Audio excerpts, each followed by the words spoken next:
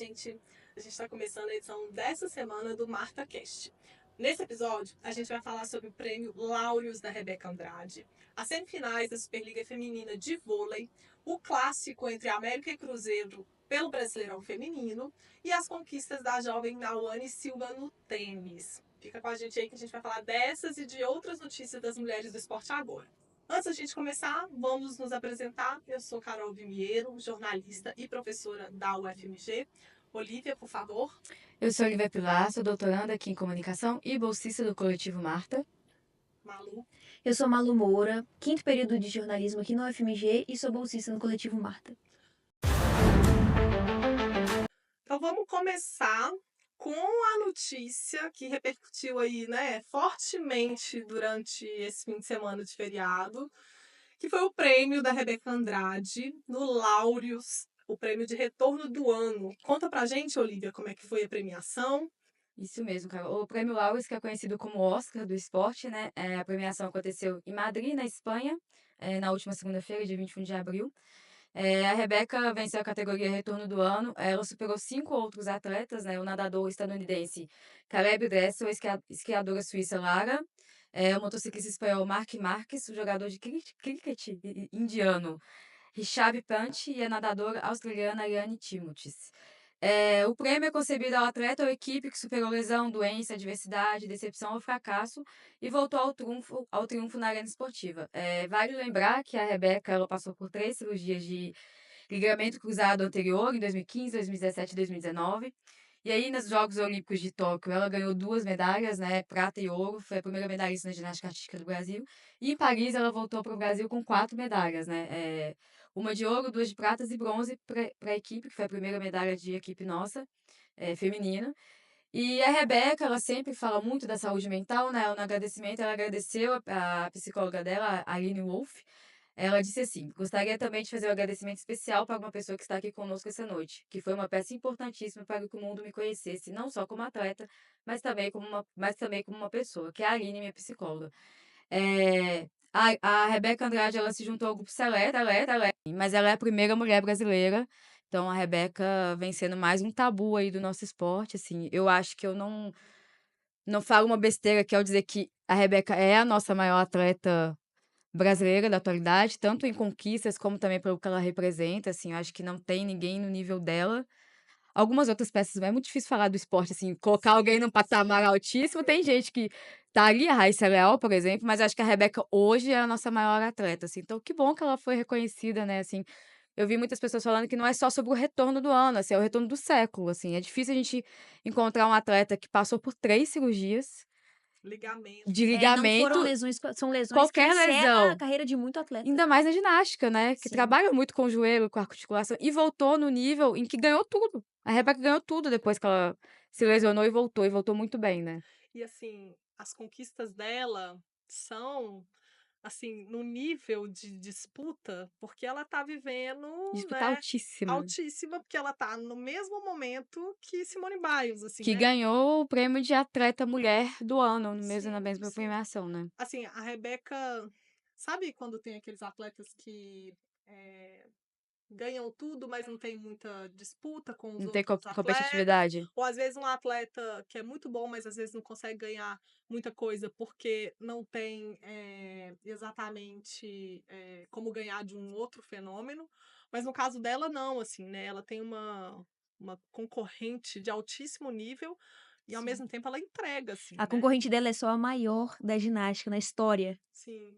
E a cerimônia, assim, cheia de gente, né? Estrelas, né? Estrelas. Foi, assim, mais ou menos no mesmo calibre do Oscar mesmo, Sim. assim, né? A gente acompanhou aí vários vídeos, né? Da própria Imagens Rebeca, da né? própria Rebeca. Tietando, né? Ela tietou o Sendo Rafael tietada. Nadal, Adorei ela tietando o Nadal. E também, assim, repercutiu muito as imagens dela lá em Madrid, assim, né? Ela parece que foi assistir um jogo de futebol no Santiago Bernabéu. Ganhou camisa do Florentino Pérez, inclusive, Pois o presidente do Real Madrid. Pois é.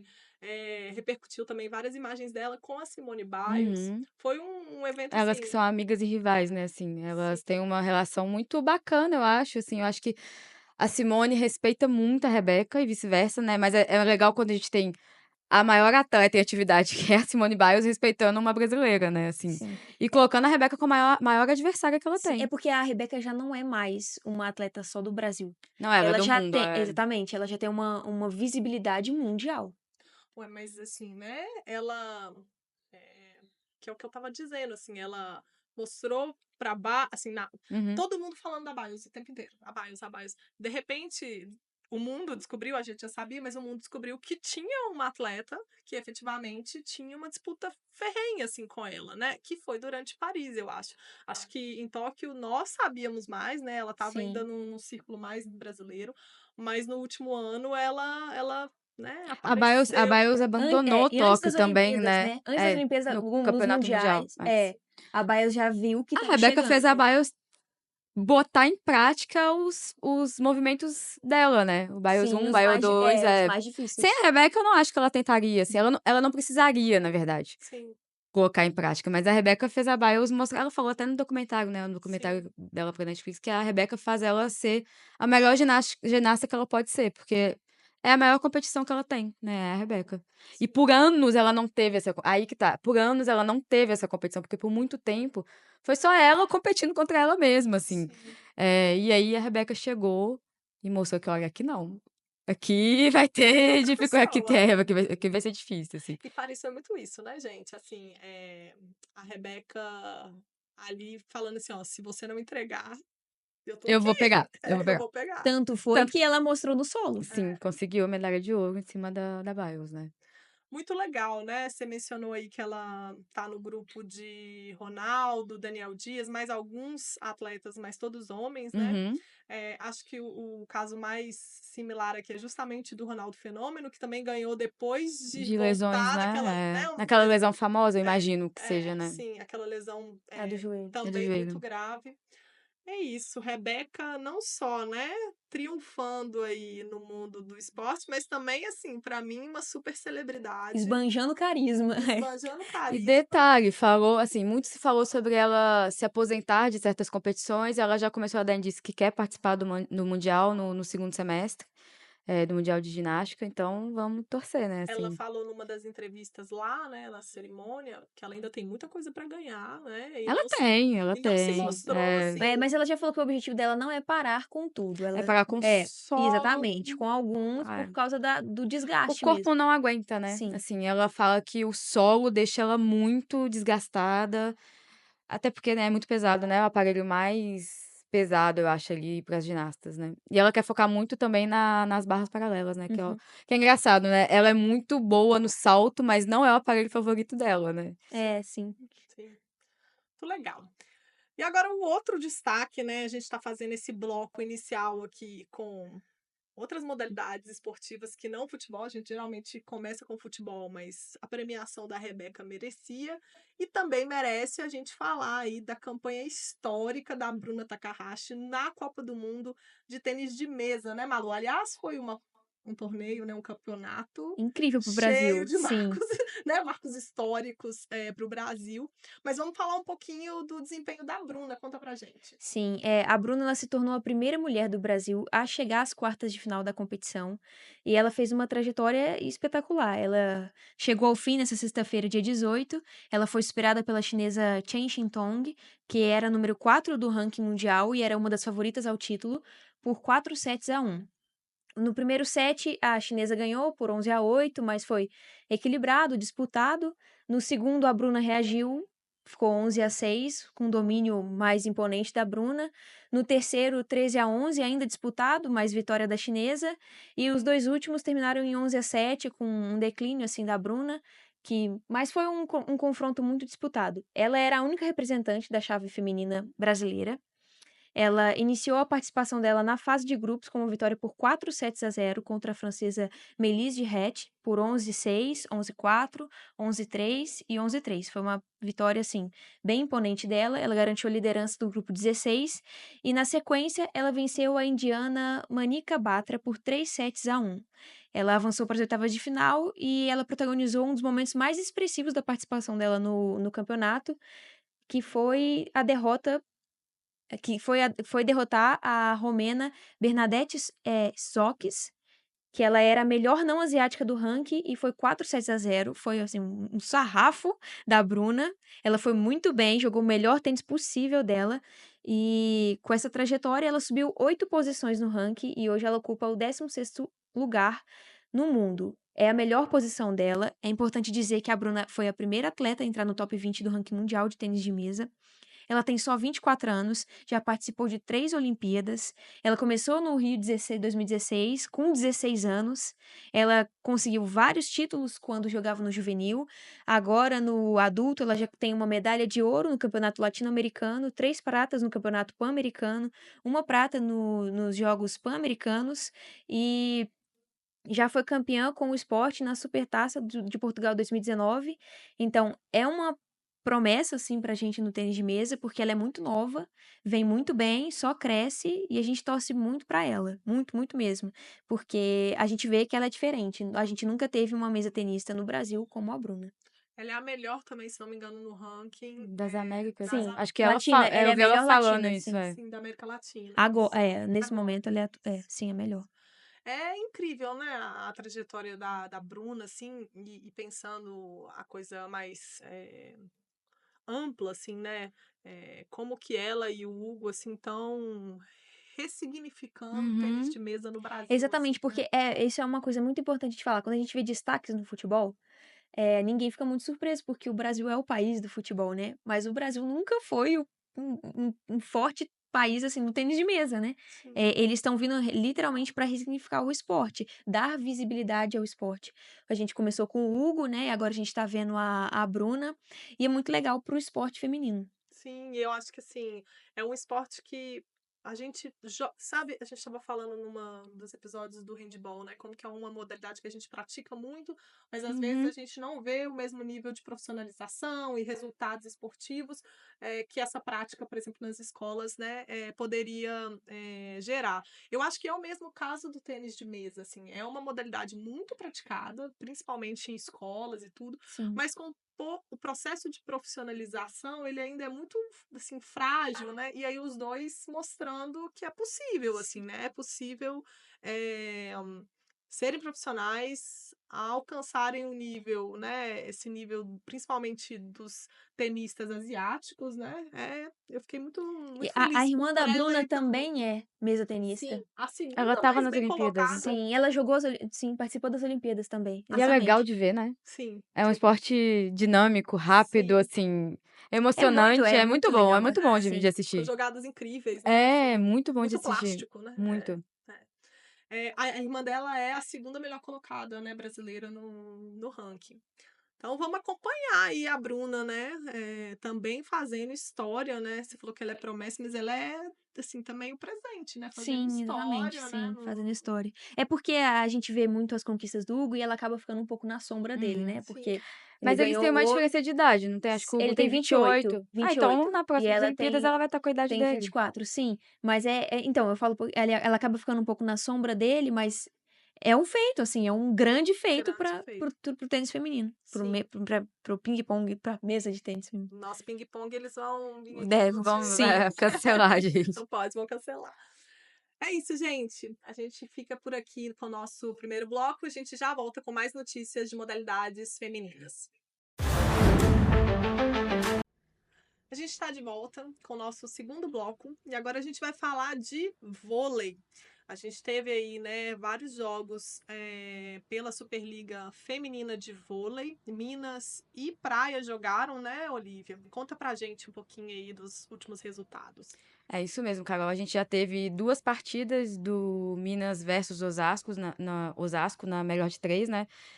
A primeira partida aconteceu na última terça-feira, dia 13. O Minas venceu por 3-0.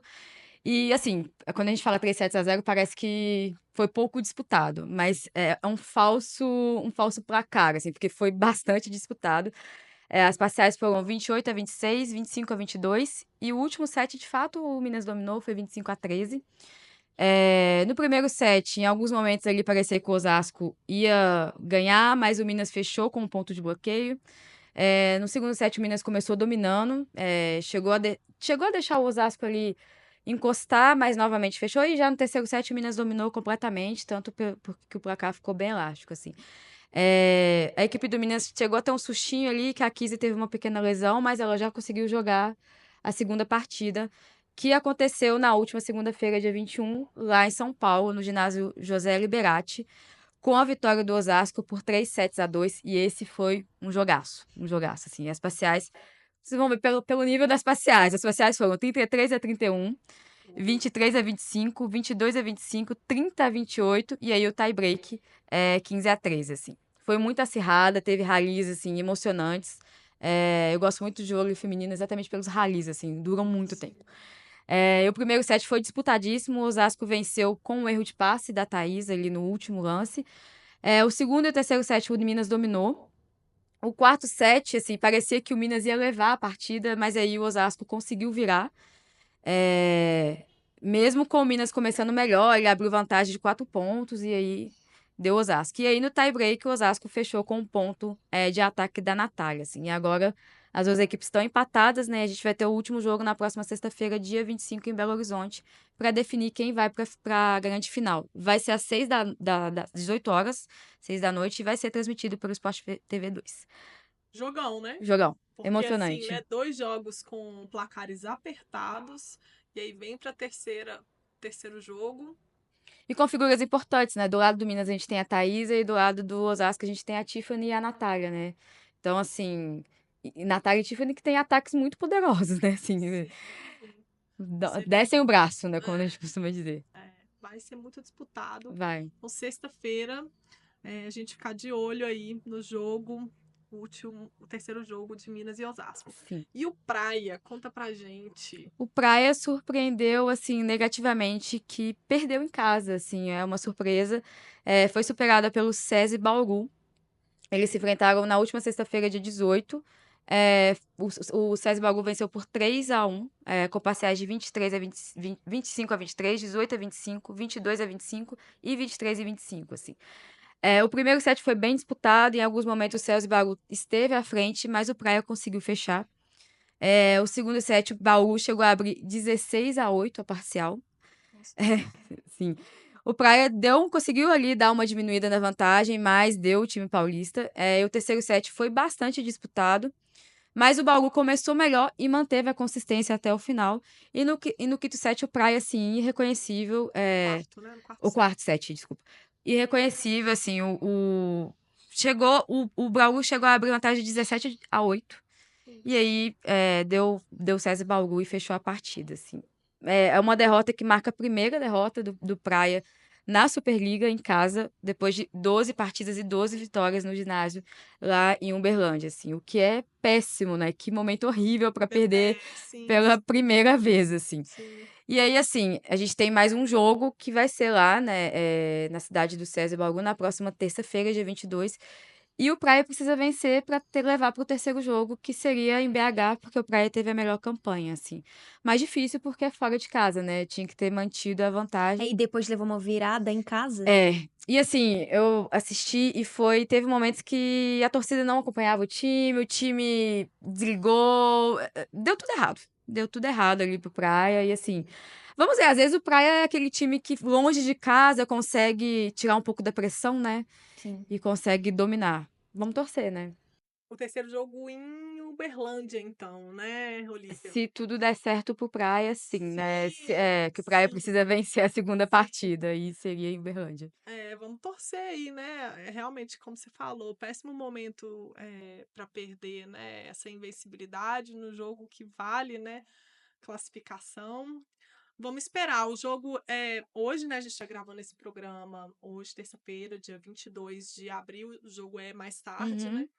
Vamos ver no que vai dar e vamos torcer para ele se recuperar aí, né? E voltar ao desempenho, né? Da primeira fase aí, que estava, enfim, atropelando todo mundo. E eu acho que, assim, Praia versus Bauru é uma disputa de levantadoras, né? Porque a gente tem a Macris pelo Praia, que atualmente é a levantadora da seleção brasileira, e a gente tem a Dani Lins, que já foi medalhista pela seleção brasileira e tá jogando muito, barbaridade, assim, ela acabou com o jogo do Praia. Então, assim, a gente que é daqui de Minas, a gente torce pro Praia e pro Minas pra ter um clássico pão de queijo na final, mas foi difícil perder essa partida em casa. E ficou difícil, Ficou. Porque joga segunda, é bem arriscado, né? Sim. Mas vamos acompanhar aí. Na semana que vem a gente traz, né, os resultados desse segundo jogo, do terceiro jogo do Minas. Isso. E vamos torcer para a gente falar também do terceiro jogo do Sim. Praia. Vamos passar agora para o vôlei de praia, Malu. A gente também teve aí, né, Elite 16, né, em Brasília, não é isso? E tivemos medalha de prata e de bronze para as brasileiras. Conta pra gente os detalhes. Sim, foi nesse domingo, dia 20, o Circuito Mundial de Vôlei de Praia Feminino. A Carol Solberg e a Rebeca foram à decisão e ficaram com a medalha de prata lá em Brasília. E foi contra as estadunidenses Nush e Brecher. As brasileiras sofreram o revés por 2 sets a 0. A primeira parcial da partida, a Carol e a Rebeca estavam bem, foi bem disputada, mas as adversárias abriram 2 pontos de vantagem. As brasileiras buscaram o placar, mas acabaram perdendo por 22-20. Na segunda parcial, o jogo estava muito parelho ainda, apertado, mas foram superadas por 21-19 pela dupla norte-americana. Essa é a segunda medalha da Carol e da Rebeca no segundo Mundial de Vôlei de Praia. Em março, elas foram campeãs do Elite de Quintana Roo, no México, e apesar de ter perdido por 2 sets a 0, elas jogaram bem, assim, foi coisa de detalhe mesmo, né? Como vocês podem ver no placar, foi Uhum. pouca diferença. É uma dupla recente, né? Então, assim, acontece vez ou outra, mas elas já estão vindo com resultados muito bons. A prata, para uma dupla que é Uhum. recém-formada, é um resultado significativo. A gente também teve as campeãs olímpicas Duda e Ana Patrícia, que garantiram também a primeira medalha de dupla no Circuito Mundial de 2025. Elas ficaram com o bronze, que também foi nesse domingo, e elas venceram as holandesas Van Draaij e Brecus por 2 sets a 1. Ficou 19-21, 21-15 e 15-12. Foi na Arena Montana, no Parque da Cidade. Como a gente falou, né, foi a primeira medalha da Duda e da Ana Patrícia na temporada. Semana passada a gente Uhum. comentou, né, que esse era um efeito, assim, meio que ganhou medalha de ouro, que é comum não só no vôlei de praia, Sim. mas como em todos os esportes, quando conquista uma coisa, assim, muito grande, como as Olimpíadas, depois dá uma caída.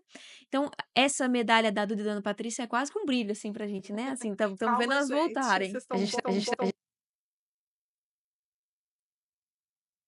Sim, Mas que bom.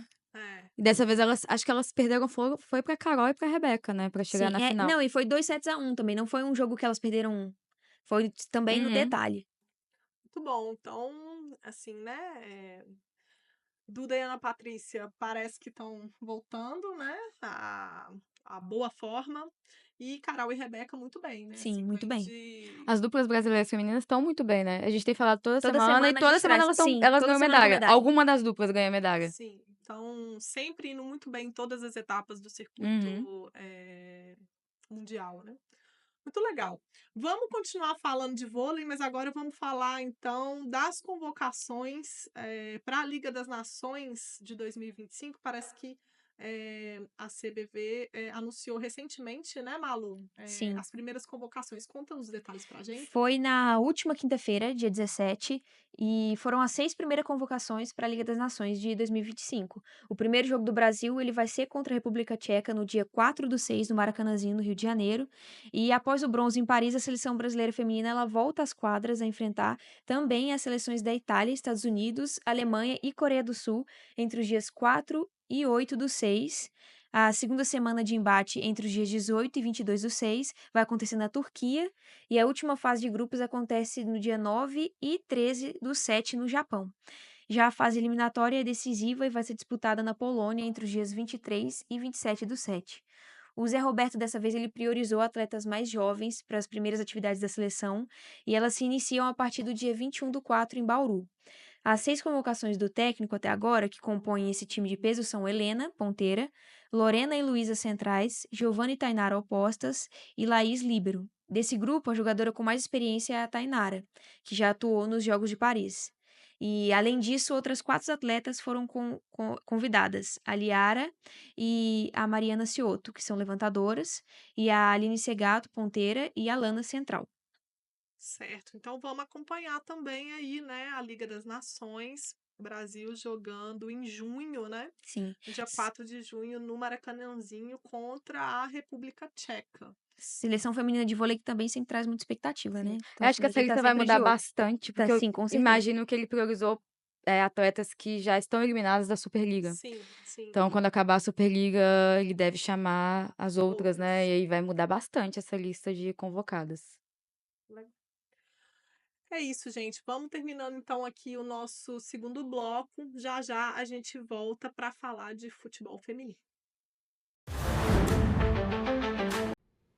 A gente está de volta agora para o nosso terceiro bloco e agora a gente vai falar de futebol de mulheres. Antes disso, vou pedir para o Everton se apresentar. Sentou aqui nesse bloco, por favor. Salve, sou o Everton, atualmente graduando em jornalismo aqui na UFMG e colaborador no Coletivo Marta. Muito legal, Everton. Vamos falar de futebol de mulheres. Então, a gente teve aí jogos dos times mineiros. O Cruzeiro fez um jogo contra o América, né, no feriado. O Everton, conta pra gente como é que ficou o placar, como é que foi o jogo. Clássico mineiro, né, no Isso aí. feriado. Apesar de ser uma goleada, foi bastante disputado, principalmente no primeiro tempo. Até que no final do primeiro tempo, houve um pênalti a favor do Cruzeiro. Aí o Cruzeiro abriu o placar. Aí fomos pro vestiário desse jeito, com o Cruzeiro ganhando por 1-0. E o América até que voltou bem. Ou pelo menos melhor do que já estava. Disputando mais e indo realmente para cima do Cruzeiro. Mas até que logo o Cruzeiro, aos 21 minutos, após o lançamento na área, a bola sobrou para Miriam, que pegou de primeira e acertando o gol. Aí logo o terceiro gol veio no final do jogo, aos 37 minutos, fechando assim a goleada. E atualmente o Cruzeiro está invicto, com 5 jogos vencidos e um empate. Então ficou mais ou menos da seguinte forma: o Cruzeiro ocupa a vice-liderança com 16 pontos e o América está na 12ª colocação com 6 pontos apenas. E agora o América enfrenta o Sport fora de casa no domingo que vem, às 3 horas da tarde, e o Cruzeiro vai pegar o Bragantino na mesma arena, no mesmo estádio, o Gregorão, aqui em BH, no sábado, dia 26, às 3 horas da tarde. Sim, 3-0, que é isso. O jogo foi, né, disputado. No primeiro tempo, eu achei que o América deu muito azar, porque ele teve assim chance de gol, perdeu um gol assim na cara do gol, Sim. e logo depois a gente teve a marcação do pênalti, né? E a Bianca Brasil converteu o pênalti e o América foi para o intervalo com 1-0. No segundo tempo, de novo assim, disputado, mas eu acho que o Cruzeiro teve mais volume de jogo e o América de novo perdeu um gol na cara do gol. Se não me engano, no primeiro tempo foi a Radija, no segundo tempo foi a Soraya. Que a goleira do Cruzeiro é muito boa, né? Assim, então, Seleção Sim. brasileira, né? ela no primeiro tempo, esse gol que a Radija perdeu, que ela saiu assim no contra-ataque, saiu na cara do gol, ela cresceu para cima dela e acabou salvando a chance, né, do América. Mas é isso, o 3-0 ficou parecendo que deu, né, assim, O muita vareio do Cruzeiro, diferença, né? mas não foi, assim, né? Sim. Teve um jogo bem disputado e o América com um pouco de azar, assim, ou pouca eficiência, né? Não é a primeira vez que a gente fala aqui sobre o ataque do América, né? Eu lembro que algum tempo atrás teve algum jogo que o América perdeu um caminhão de gol. E eu assisti a partida anterior, né, da rodada anterior do América versus Grêmio, que ficou 0-0. O América perdeu muita chance, muita chance, Cria, assim. mas não consegue Cria, mas converter. exatamente. Chega na cara do gol sozinho e não consegue. Sim. E aí, assim, fica difícil quando você joga contra Um um time time como o organizado, muito Cruzeiro, que é bom. organizado. Vice-líder. Vice-líder não é à toa, né? Concorrente ao título, né? Sim, o Cruzeiro, assim, muito equilibrado, né, gente? E converte, né? Na hora que tem a chance, converte. Teve um outro lance também, esse segundo gol, que foi o gol da Miriam, eu achei bastante. Foi um pouco falha assim da goleira do América, sabe? Mas a bola veio meio de uma forma inesperada, então ela meio que não conseguiu defender, mesmo com a bola vindo na direção dela, assim. É, enfim, é uma. Assim, né? A gente fica vendo e querendo que os dois, né, entreguem. Sim. Mas o Cruzeiro tá muito bem, né, gente? Na vice-liderança, não perdeu ainda. E acho que tem tudo para fazer realmente uma ótima campanha esse ano. E eu tive a impressão, pelo lado do América, é que eles estavam muito perdidos nas substituições. Assim, no começo do jogo, substituía zagueira, lateral, chegou a substituir até a goleira. Aí Sim. já pros 30 minutos em média ali do segundo tempo, aí partiram pra cima, perdendo de Encaixou 2 a melhor. 0. Aí tirou a lateral esquerda, se eu não me engano, mas é uma das laterais, e colocou uma atacante, partindo mais pra cima. Mas assim, partindo pra cima no chuveirinho, mais ou menos, né? Sim, Porque o sim, sim. meio-campo era difícil de ganhar do Foi uma Cruzeiro, abafa. e o Cruzeiro jogava muito pelas laterais, né? De forma inteligente, pelas pontas. Sim. Uma outra coisa que eu queria comentar, assim, é os jogos, né, dos times mineiros estão acontecendo na Arena Gregorão, né? E, enfim, a gente vai falar agora do jogo do Atlético contra o Botafogo. Foi um jogo que eu, inclusive, assisti. A qualidade do gramado da Arena Gregorão, assim, né? A gente sempre critica vários aspectos aí, né? Estruturais do futebol feminino, mas também temos que reconhecer quando tá assim, realmente um tapete dando de 10 a 0 no Mineirão e na Arena MRV, que nesse momento nem Não tem tem, gramado. não tem gramado. Aí que tá, o Gregorão é natural, não é Sim. sintético. E tem um gramado bom. Sim, e é uma arena, né, de um tamanho reduzido, bem aberta, então eu imagino também que entra bastante luminosidade, consegue, né, ter um gramado com bastante qualidade, que foi onde o Atlético, né, passando aí para o outro jogo, né, o Everton, o Atlético enfrentou o Botafogo em um dos jogos entre Atlético e Botafogo do final de semana, né? Nós tivemos Atlético e Botafogo feminino e Atlético e Botafogo no masculino. No masculino, o Atlético ganhou, mas no feminino tivemos um empate com um gosto levemente amargo, né? Conta pra gente um pouquinho aí de como que foi o jogo. Clássico alvinegro, né? Minas Gerais e Rio. Sim, Bom, então, já pegando desde o ano passado, eles fizeram uma campanha muito ruim, sim, tanto que foram rebaixadas, né? É o Brasileirão Feminino A2, enfim. E foi um empate a 1-1, e que aconteceu no Gregorão em Contagem, e os dois times, como dito, foram rebaixados, e o Atlético ficou só com um pontinho, ou seja, ficou na lanterna do ano passado.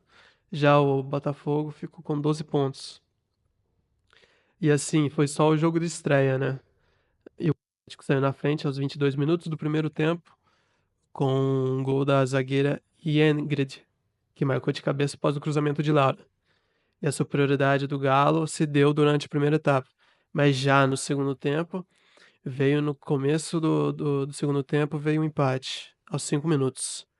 A Carol deixou tudo igual após uma falha na defesa atleticana. E a Ingrid falhou, a mesma que marcou o gol. Falhou a tentar dar um passe atravessado na zaga. E ficou desse jeito o jogo. Bem truncado, cheio de erros técnicos e tudo mais. E agora, o Atlético volta ao campo na próxima sexta-feira contra o Santos, que será lá na Vila Belmiro, às 7 horas da noite. E a Série A2 conta com 16 clubes divididos em dois grupos de cada, ou seja, diferente da Elite, da Série A1. E os 4 melhores avançam para para as quartas de finais, e os semifinalistas garantem um lugar no Brasileirão principal, ou seja, um mata-mata, né? sim. O Atlético, né, foi o jogo de estreia do Atlético na Série A2. A Série A2 acabou de começar, né, o torneio. É um modelo, né, levemente diferente da Série A1. Na Série A1 você tem pontos corridos, né, envolvendo todos os times. Na Série A2, dois grupos. Esses grupos são localizados, então são times, vamos dizer assim, mais ao norte do país. É uma divisão meio norte-sul.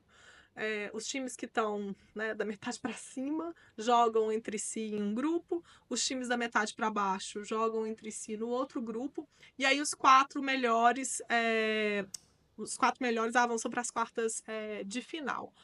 Eu achei que o empate ficou com um gosto meio assim, né, Amargo amargo. pros dois, né? É meio triste, né? Porque os dois foram rebaixados no ano passado, Uhum. né?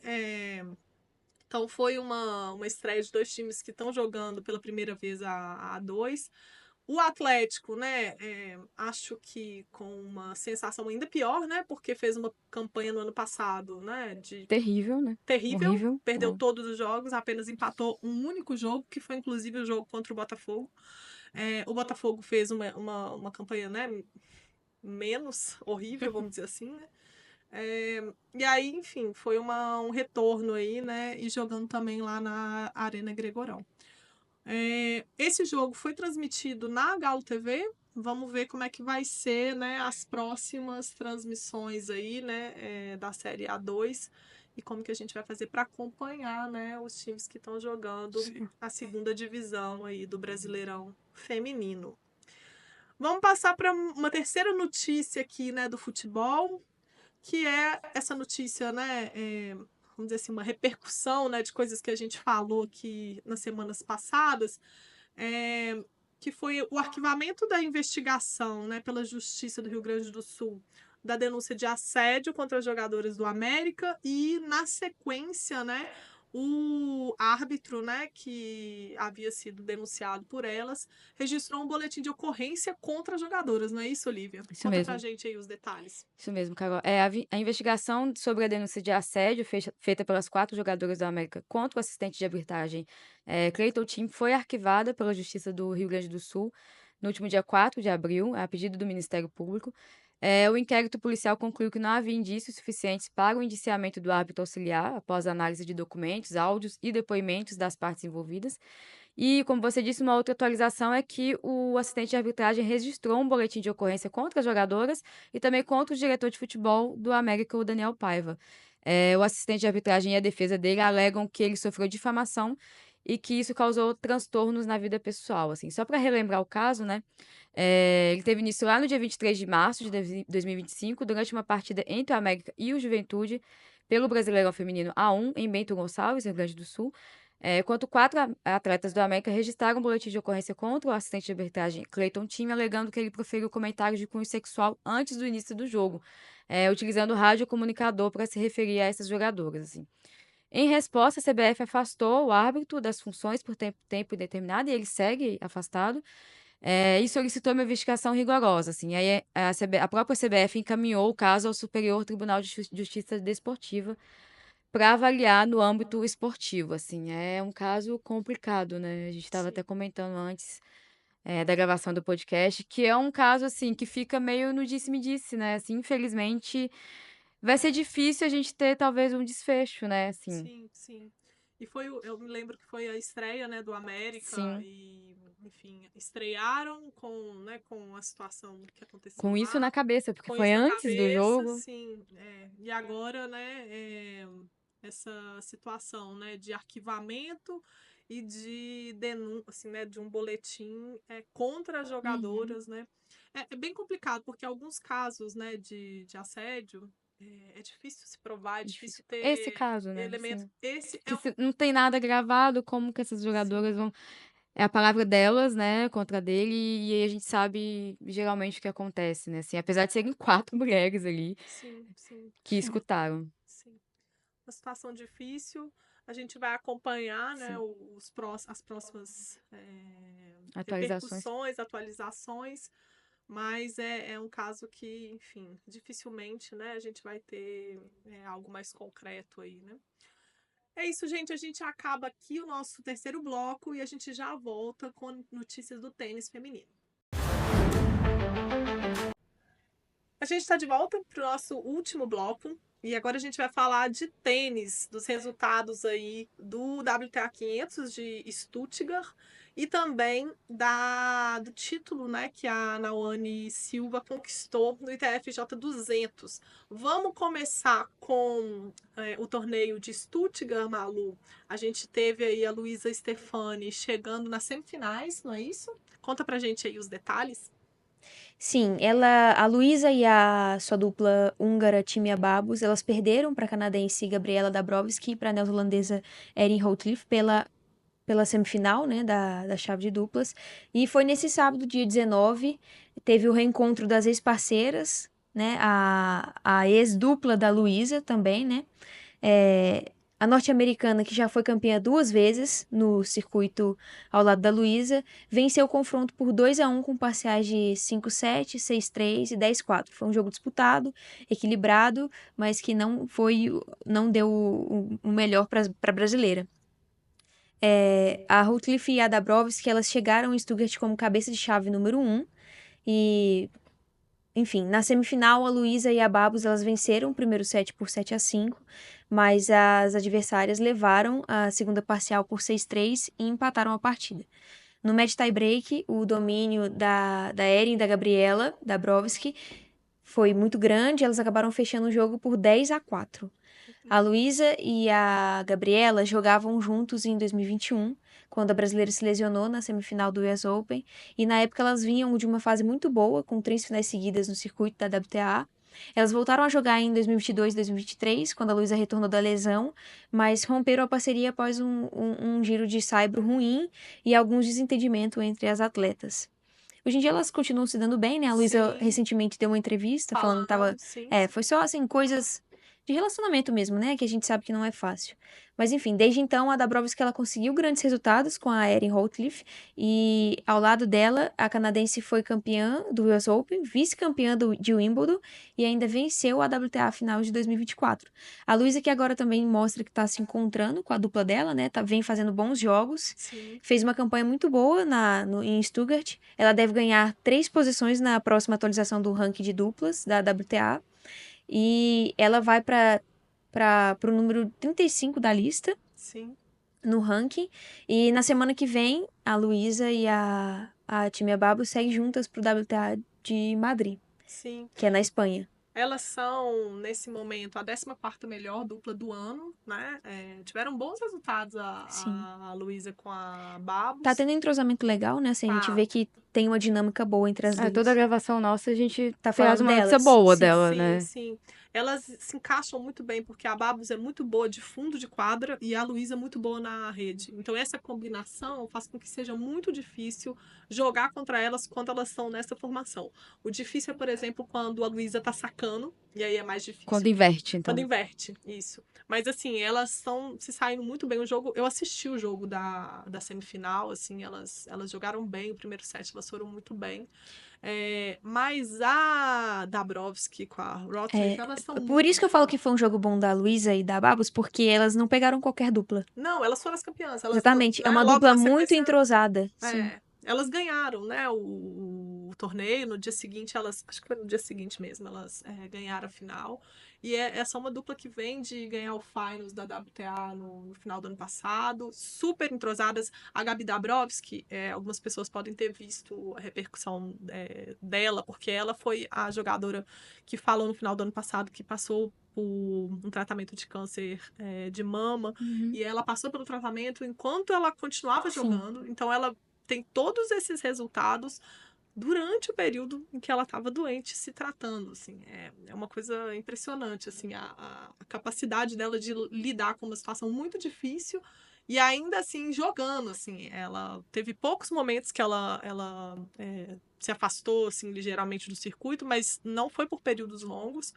E vem de uma temporada, assim, ela é incrível. Eu sou super fã da Gabi Dabrowski, porque ela também é assim, aquela jogadora duplista, tem uma capacidade de improvisar na rede, assim.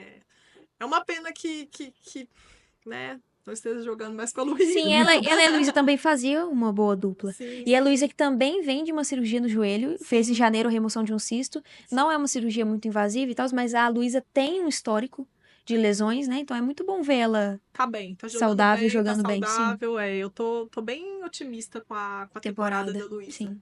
E gostei bastante dessa formação dela aí com a Timea. Agora, quem não foi muito bem, né, em Stuttgart, né? De novo. Sim. Assim, muito triste, né? A gente vem falando da Bia. Sim, Desde o ano passado, todos os programas a gente fala dela. sim. E esse ano, infelizmente, não são com boas notícias, né? Sim. Conta pra gente aí como é que foi, né, o desempenho da Bia em Stuttgart. Enfim, a Bia, ela sofreu mais uma derrota nessa terça-feira, dia 15, para a norte-americana Emma Navarro, que é a número 11 do mundo. Não seria um jogo fácil, a gente sabia disso. Ela vem jogando muito bem, mas o que deixa a gente meio assim, né, foi como foi o jogo, né? Foi 2-0 para Navarro, com parciais de 6-3 e 6-0. Foi na Alemanha o jogo, a Bia fez um bom início de partida, até não conseguiu manter o foco ofensivo, mas fez um bom início, mas aos poucos a Navarro ela impôs um estilo de jogo que a Bia não conseguiu resistir à pressão do jogo dela. A partida durou 1 hora e 17 minutos. Com isso, a Bia perdeu 2 colocações após a 9ª derrota seguida, agora ela é a 19ª do ranking. O próximo compromisso da Bia vai ser no WTA 1000 de Madrid também, assim como a Luísa. Ela estreia contra uma jogadora do quali, que ainda não está definida, e após o sorteio realizado domingo, dia 20 de abril. Tá numa chave Sim. boa, né? Assim, um lugar Ela é da a cabeça de boa. chave número 16, né? Sim. Ela vai pular a primeira rodada, então a Bia deve estrear entre o dia 24, quinta-feira, e dia 25, sexta-feira. Se ela superar a estreia, que é algo que não acontece há 6 torneios, ela deve encarar a dinamarquesa Clara Tauson ou a suíça Belinda Bencic na terceira rodada. Nas oitavas de final, ela pega uma tenista mais bem ranqueada, né? No caminho dela tá a Coco Gauff, que é a 4ª do mundo. Mas como você falou, é uma chave boa para ela tentar se recuperar, né? Sim. Tá vindo de jogos muito ruins, mas é uma chave para ela tentar se reerguer. Sim. A Bia ela vai ter 215 pontos a defender em Madrid, porque ela alcançou as quartas de finais do ano passado. E o torneio vai ser o segundo dela no Saibro esse ano, após a derrota de Stuttgart, e ela corre o risco de deixar o top 20 na próxima lista, que vai ser divulgada dia 5 de maio. Ela, como a gente falou, ela chega à Espanha com 9 derrotas seguidas na temporada, 19ª na posição do ranking. Ela tem só 2 vitórias em 2025, ambas no Australian Open em janeiro. Ela levou já 4 pneus nos últimos 2 meses. E são resultados. A gente falou assim que na última temporada ela também começou mal e depois foi melhorando, né? Ela terminou a temporada com uma vitória em Seul, mas o que a gente vê é um cenário realmente ruim, assim, não só pelas derrotas, mas pela forma da derrota. Sim. E assim, o que me dá mais preocupação ainda, que a gente estava comentando, né, Malu, é que ela entra numa gira agora, né, que é essa gira europeia do Saibro, que é um período que ela teve bons resultados. Então, até esse momento, ela não tinha muitos pontos a defender, e por isso que ela não caiu muito no ranking, mesmo com todas as derrotas recentes. Só que agora começa a ter alguns torneios que ela foi bem ano passado, então ela tem pontos a defender. Sim. O que significa que se ela não faz uma campanha, né, mais ou menos à altura, ela pode cair um pouco, ela pode cair muito em termos de pontuação, assim, né? Sim, ela precisa Então, vencer 3 jogos para repetir a campanha Nesse de campeonato. 2024, sim. nesse torneio. Ela só perdeu pra Iga na temporada passada, né? No campeonato passado. Então ela precisa vencer 3 pra não sofrer muito com isso do ranking. Sim, que aí ela mantém os pontos que ela já tinha, assim, né? Eu tava dando uma olhada no desempenho da Bia em simples e duplas, estava até comentando com a Olivia mais cedo, né? Que de 14 jogos, se não me engano, no simples, ela perdeu 2. Ela venceu 2 esse ano, a temporada dela de 2025. 14 jogos de simples, 2 vitórias. E nas duplas, ela fez 17 jogos de duplas e ela teve 17, ela teve 14 vitórias. E como que ela só perdeu nas duplas para boas duplas. Ela teve, na verdade, assim, derrotas nas duplas na final de torneio, ou então Meio que derrotas justificadas, né? justificadas. Ela perdeu, né, 2 vezes para Siniakova e para Townsend, que são uma dupla, né, excelente, assim, super bem ranqueada. Então é muito, assim, estranho o desempenho dela, porque ela tá mal na simples, mas tá bem na dupla. E aí, assim, é meio que, sabe, a gente não consegue compreender exatamente o que tá Sim. acontecendo, assim, né? Mas é porque, assim, pra mim é muito claro que é o mental, sabe? Porque o tênis no simples é ela com ela mesma, não tem quem ela se apoiar ali. Na dupla é diferente. Você vê como o desempenho dela é muito melhor com a dupla, qualquer que seja, né? Ela costuma trocar a dupla, mas ela tem alguém quem se apoiar.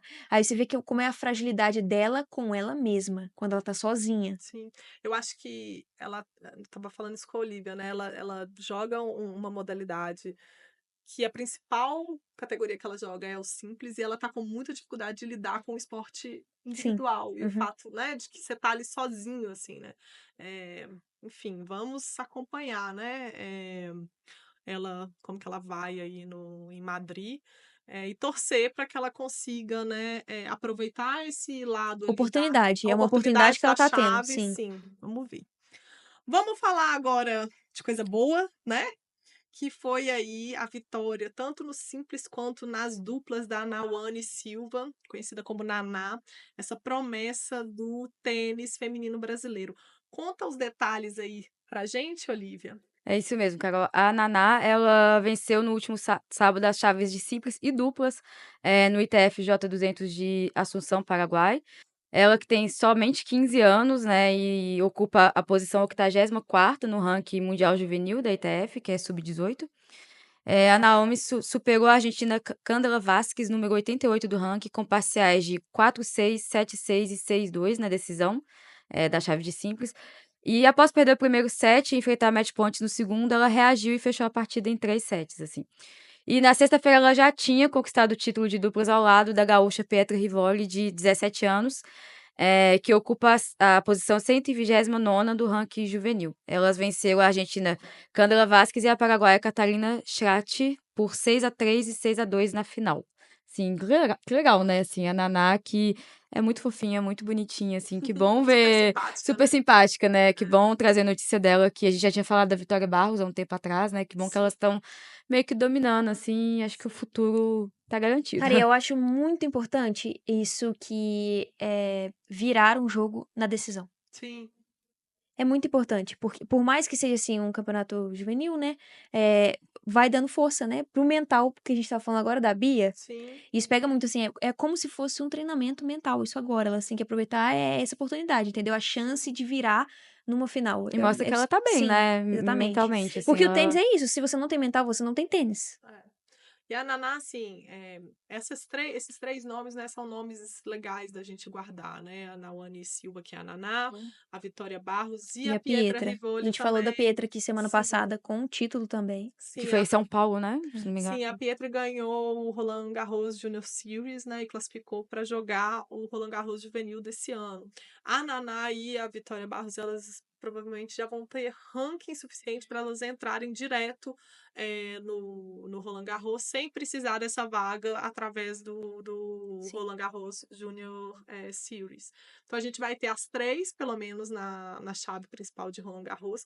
E são três jogadoras muito interessantes de acompanhar, assim. A Vitória e a Naná, que são as que, né, a gente tem falado mais, assim, elas são ótimas e muito diferentes também. Então, também tem isso, assim, sabe? A Vitória tem uma movimentação de quadra muito interessante, uma ótima jogadora de saibro, assim, eu vejo o estilo dela muito de saibro. A Naná, apesar de ser brasileira, joga muito na base da potência, assim, uma velocidade de bola, ela saca na velocidade já das atletas Eu adultas. assisti uns vídeos de alguma partida dela há um tempo atrás e todo mundo tava comentando do barulho que a bola dela Sim, faz. porque é uma potência incrível, assim. E ela saca. O saque dela tá chegando à velocidade do saque adulto, assim, 180 km por hora. Ela tem vezes que ela saca nessa velocidade. Que é um saque potente no tênis feminino.